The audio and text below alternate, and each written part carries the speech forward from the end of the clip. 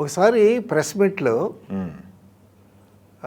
Press నుంచి ఒక అతను అన్నాడంట, అమ్మా మీరు పెద్ద పెద్ద సూపర్ స్టార్స్తో యాక్ట్ చేస్తున్నారు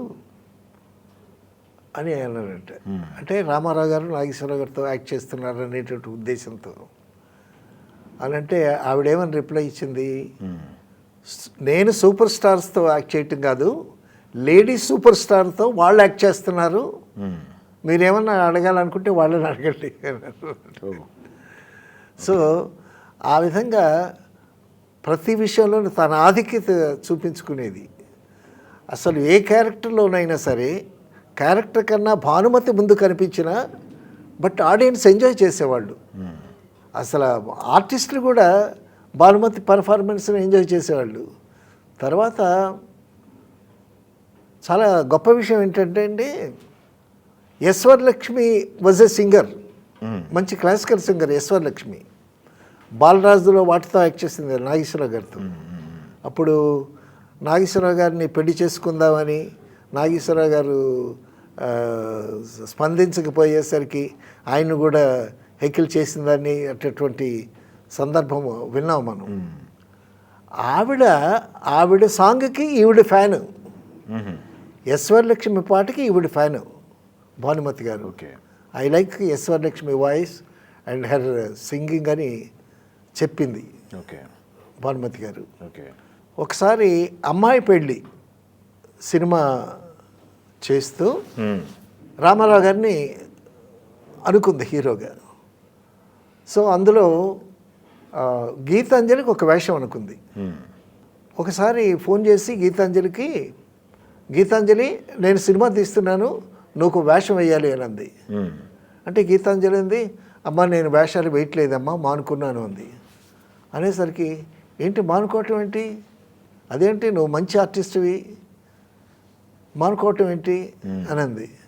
అంటే లేదమ్మా రామకృష్ణ గారు నేను సంపాదిస్తున్నాను కదా, మళ్ళీ నువ్వెందుకు యాక్ట్ చేయటం, అప్పటికే హీరో రామకృష్ణ బాగా సెటిల్ అయి ఉన్నాడు, ఒక చెన్నైలో థియేటర్ కట్టుకున్నాడు, అతను కూడా మంచి బాగా సంపాదించుకుని సెటిల్ అయ్యి ఉన్నాడు.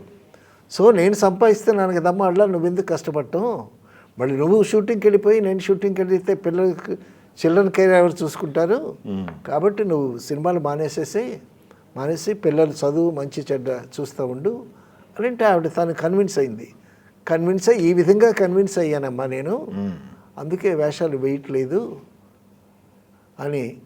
అంటే భానుమతి గారు అడిగిందంట, నువ్వు కన్విన్స్ అయ్యాడా వాడు కన్విన్స్ చేశాడా అని అడిగిందంట. థర్డ్ పర్సన్ కాబట్టి వాడు వీడు అనుకుంటాం మనం, ఎంటి వాడు నాగ్గాడు అనుకుంటాం కదా. సో లేదమ్మా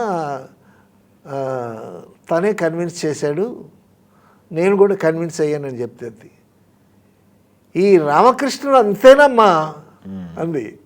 ఈ రామకృష్ణుడు అంటే గీతాంజలి భర్త రామకృష్ణ కదా, ఈయన భర్త కూడా రామకృష్ణ కదా, ఈ రామకృష్ణుడు ఇంతేనమ్మా, భానుమతి రామకృష్ణ అంటారు కదా. సో ఈ రామకృష్ణుడు ఇంతేనమ్మా అని చమత్కారం. తర్వాత ఈ రామారావు గారిని బుక్ చేయటానికి చిన్న తమాషా జరిగింది. తాతమ్మ కళలో ఈవిడ్ని బుక్ చేయాలి రామారావు గారు.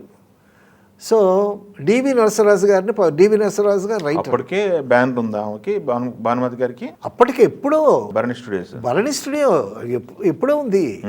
అప్పటికి చండీరాణి తెలుగు తమిళం హిందీలో చేసింది, దిలీప్ కుమార్ని డైరెక్ట్ చేసింది ఆవిడ. చండీరాణి హిందీ. అప్పటికే studio owner, director, music director, singer అన్నీ.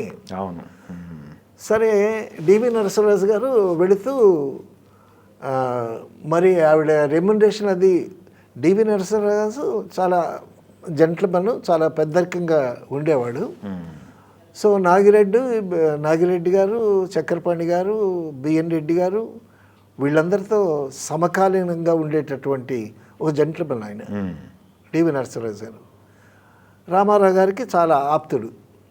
సో భానుమతి దగ్గరికి జనరల్గా ఆర్టిస్ట్ని బుక్ చేయడానికి కాల్ షీట్స్కి ప్రొడక్షన్ మేనేజర్ని పంపిస్తారు, కానీ డివి నరసరాజు గారిని పంపించారు.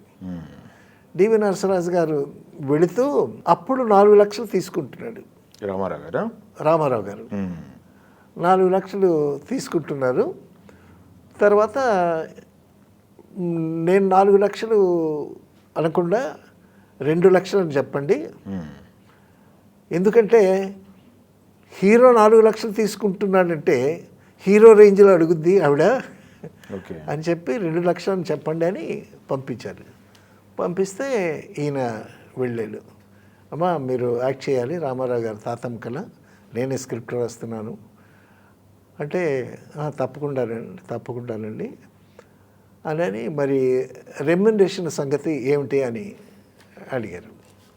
అడిగితే రామారావు గారు ఎంత తీసుకుంటున్నారు దానికి ఒక 5,000 తగ్గించి ఇవ్వండి నాకు అంది. సో వెళ్ళటమే 2 లక్షలు అని చెప్పారు కదా. సో ఆ 2 లక్షలకి 5,000 తక్కువగా. అప్పుడు ఆయన ఇచ్చేటటువంటి రామారావు గారు 2 లక్షలు తీసుకుంటున్నారు, ఒక 5,000 తక్కువగా.